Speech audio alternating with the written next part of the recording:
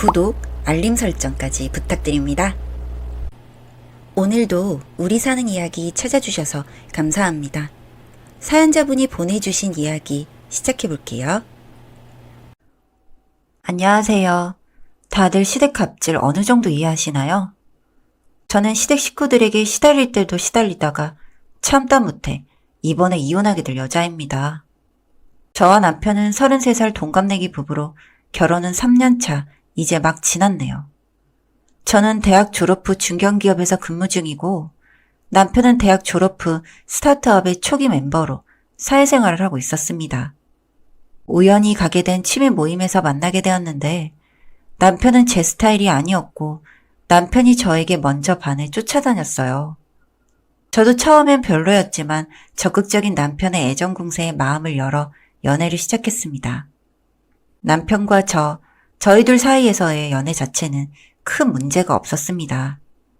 여느 커플과 다를 거 없이 사소한 일로 투닥거리기도 하며 눈물 글썽이며 화해하기도 하고 그렇게 지냈습니다.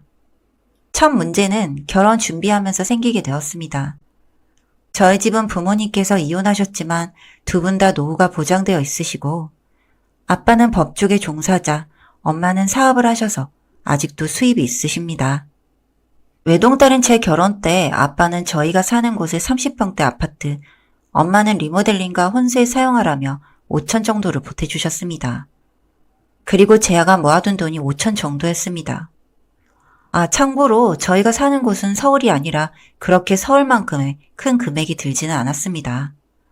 남편 집은 연애할 적에 종종 가보았지만 다세대 주택에서 남편과 부모님, 그리고 남편 아래 두 동생, 총 6식구가 살고 있었습니다. 어머님은 근로활동을 하지 않으시고 아버님은 아파트 경비 일을 하시는 것으로 아는데 금전적인 지원은 바라기가 어려운 상황이었으나 사실 저희 집에서 지원을 크게 해주시기 때문에 크게 상관은 없었습니다. 남편이 모아둔 돈은 3천 정도였고 적다고 생각했으나 제 생각엔 어차피 집과 리모델링비는 해결이 되었으니 남편이 모아둔 돈으로 결혼식 비용 및 혼수를 사고 제가 모아둔 돈은 각자 식구들 여행 보내드려도 괜찮지 않을까 생각했었습니다. 그리고 남은 돈은 저축을 하고요. 그런데 이 얘기를 꺼내자 어차피 양가 다 여행 보내드릴 거라면 5천 중에 2,500은 자기네 식구들을 주면 안 되냐고 하더군요. 저는 말도 안 되는 소리라며 파혼까지 고민했었는데 남편이 자기가 철없는 소리를 했다며 굽히고 들어와 우여곡절 끝에 결혼식까지 잘 마쳤습니다. 정말 끔찍한 문제는 결혼 후부터 시작합니다. 저희 부부 결혼에 있어 금전적으로 제 비중이 크다 한들 그걸 생색낼 생각은 눈꼽만큼도 없었고 저는 그냥 다른 평범한 가정처럼 양가의 명절이나 생일 같은 기념일에 한번 찾아뵙고 화기애애한 분위기에서 오순도순 지내기를 바랬습니다. 그런데 결혼 후 첫 명절에 방문한 시댁은 제 생각과는 상상도 못하게 다르더군요. 첫 명절이라 예쁘게 보이고 싶은 마음에 한복으로 한껏 차려입고 3시간이나 걸리는 시할머니 댁을 방문하자마자 거추장스럽게 옷이 그게 뭐냐, 옷 갈아입어라 소리를 듣고 옷을 갈아입고 나오자마자 그대로 저녁까지 쉬지 못하고 일했습니다. 끊임없이 밀려드는 남편의 시댁 식구들, 그리고 정신없이 주방에서 왔다 갔다 하는 여자들, 그리고 거실에 앉아 고스톱과 TV를 보며 수다 떠는 남자 식구들 사이에 제 남편이 있었습니다. 어느 정도 감안했고 순응할 수 있었을 거란 제 예상과 달리 눈물이 뚝뚝 떨어졌습니다. 다음 날은 시 외갓집에 방문해 마찬가지로 일을 해야 했고 제가 남편에게 친정은 언제 갈 수 있느냐고 묻자 남편은 결혼 후 첫 명절인데 이번만 이해해줘 라고 대답했습니다. 목구멍까지 나는? 나에게도 결혼 후 첫 명절인데? 우리 부모님은? 하는 말이 끝까지 차올랐지만 그래 이번 한 번뿐이야 하며 그냥 의야무야 넘어갔습니다.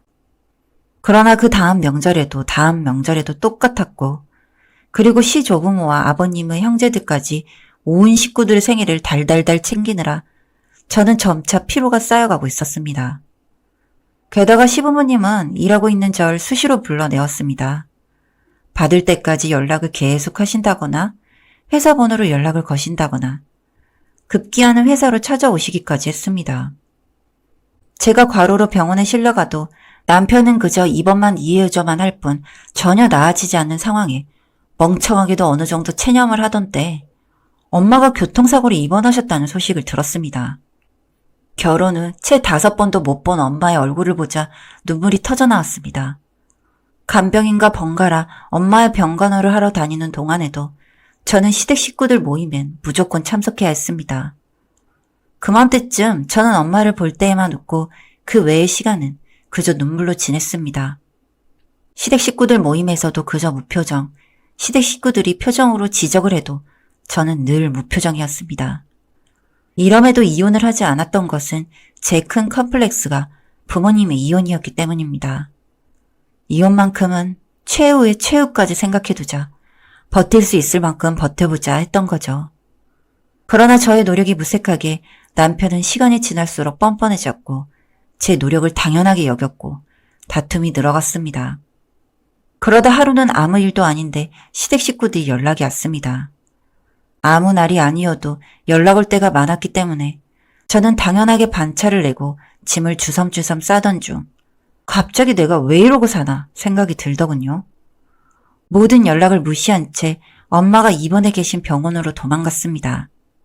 그리고 엄마 앞에서 엉엉 울며 그동안의 모든 일을 털어놓았더니 엄마가 굉장히 화가 나신 채로 당장 이혼하라고 하시더군요. 그러더니 아빠에게 전화를 걸어 두 분이 통화를 하시더니 아빠도 이혼을 하라고 하셨다더군요. 내 트라우마는 여전히 저에게 과분할 정도로 넘치는 사랑을 주시는 부모님 덕분에 이렇게 간단히 해결될 일이었는데 그동안 고생한 제가 너무 한심했습니다. 남편과 시댁 식구들이 핸드폰이 터져라 연락을 했지만 한 통도 받지 않았더니 남편이 엄마가 입원해 계시는 병원으로 찾아왔습니다. 따로 얘기하자며 복도로 나가자 했으나 저는 싫은데? 하면서 거부했어요. 그랬더니 낮게 쌍욕을 읊조리더군요. 옳았구나. 기회다 싶어. 너 지금 나한테 뭐라고 했어? 땡땡. 네가 진짜 돌았구나. 없는 돈 가진 너희 가족들 뒤치다꺼리 다 했더니 내가 만만해 보였지? 네 눈엔 네 가족들밖에 안 보이고 사고 나서 입원한 엄마 폐인이 되어가는 내 꼴은 안 보였지 이 새끼야? 하면서 똑같이 욕으로 대답했습니다. 그리고 바로 병원 관계자들을 불러 쫓아냈어요. 얼마나 속이 후련하던지. 그러나 이것이 끝이 아니었습니다. 친정집으로 짐을 옮기기 위해 집에 돌아갔더니 남편과 시댁 식구들이 눈에 도끼를 품은 채 집에서 절 기다리고 있더군요. 개무시를 한 채 큰 캐리어를 하나 꺼내 짐을 주섬주섬 챙겼습니다. 그랬더니 시엄마가 와서 제 머리채를 잡더니 어디서 기집년이 빠득빠득 사과할 줄도 모르냐고 소리를 쳤습니다. 눈에 뵈는 게 없어진 저는 같이 시엄마 머리채를 잡아 바닥에 내팽개쳤습니다. 그리고 악 소리를 지르며 다들 나 건들지 말라고, 여기서 더 건들면 곱게 이혼도 안 해줄 거라고 소리쳤습니다. 남편이 제 앞에 다가와 뺨을 때리더군요. 아픔을 느낄 새도 없이 내팽개쳤던 시엄마가 일어나 다시 제 머리채를 뜯었습니다. 내가 이따위 취급을 받았구나 하는 생각이 또 한 번 와닿더군요. 저는 시엄마를 다시 미친 후 남편의 그곳을 걷어찼습니다. 아기 찾는데도 아직 겁쟁이였던 건지 정말 세게 차지는 못하고 그냥 아플 정도로만 걷어찼어요. 남편이 부여잡고 주저앉자 저는 그 위에 올라타 제가 때릴 수 있는 안간힘을 다해 주먹으로 때렸습니다. 시댁 식구들이 우리 아들 잡네 잡아하며 저를 떼어놓기 전까지 진짜 죽을 힘을 다해 때렸어요. 그리고 다시 나 건들지 말라고, 소장은 집으로 보낼 거고 이 집은 내놓을 거니 다들 꺼지라고 소리쳤습니다. 그리고 짐을 챙겨 나와 다시 엄마 곁에 와서 엉엉 어린애처럼 울었습니다. 엄마도 아빠도 저보고 잘했다고 칭찬해 주셨습니다. 그동안 이게 뭐라고 참고 살았는지. 그래도 소리치고 나니 정말 속이 시원하더군요. 저는 이혼 소송을 바로 준비했습니다. 다행히 집은 제 명의가 아니라 부모님 명의로 되어 있어서 재산분할 대상에 포함이 되지 않더군요. 누구 좋으라고 이혼하냐며 집에서 뻗팅기던 시댁 식구들은 제가 경찰을 대동해 가자 꼬리를 내리고 깨갱거리며 도망가는데 너무 꼬셨습니다. 그 후에도 죽여버린다느니 어쩐다느니 문자와 전화가 계속 왔지만 그것들 모두 다 증거로 모아 이혼 소송 시 증거자료로 제출해버렸죠. 시모는 혈압이 오를 대로 올라 그대로 쓰러지셔서 지금은 거동도 제대로 못한다고 합니다. 하늘에서 정말 벌을 내린 거죠. 궁지에 몰릴 대로 몰린 남편이 미안하다며 화해하자고 했으나 저는 이미 마음이 돌아설 대로 돌아서서 이혼을 강행했습니다. 앞으로 제 가족들과 행복하게 지내려고 합니다. 감사합니다. 사연은 여기까지였고요. 우리 사는 이야기 시청해주셔서 감사합니다.